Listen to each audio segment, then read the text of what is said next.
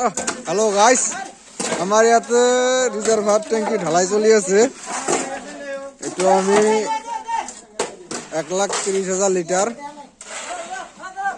ট্যাঙ্কি ঢালাই চলি আছে। আজি এতিয়া ৰাতি 10টা পাৰ হৈ গ'ল। আপোনালোকে চাওক কামটো আমাৰ কিমান ধুনীয়াকৈ কৰিছোঁ। ঢালাইটো জোৰদাৰ ঢালাই চলি আছে।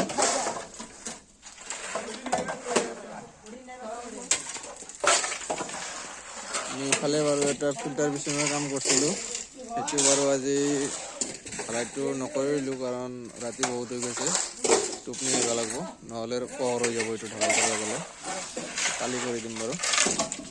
এইটো আজি এইটো কৰি কিনে সমাপ্ত হ'ব আৰু মাত্ৰ একজাম ঢালাইৰ বাকী আছিল, সেইখিনি ঢালিলে বাৰু শেষ। এতিয়া আমাৰ ইয়াৰ পৰা তালৈকে বাকী আছে, গোটেইখিনি আমাৰ হৈ গ'ল। এইখিনিৰ পৰা ধুনীয়া দেখাইছে ঢালাইটো। আপোনালোকৰ ভাল লাগিলে লাইক, কমেণ্ট, শ্বেয়াৰ, ছাবস্ক্ৰাইব কৰি দিব ভিডিঅ'খন। ধন্যবাদ। আমি এতিয়া আছোঁ নলবাৰী ষ্টেডিয়ামত। ধন্যবাদ।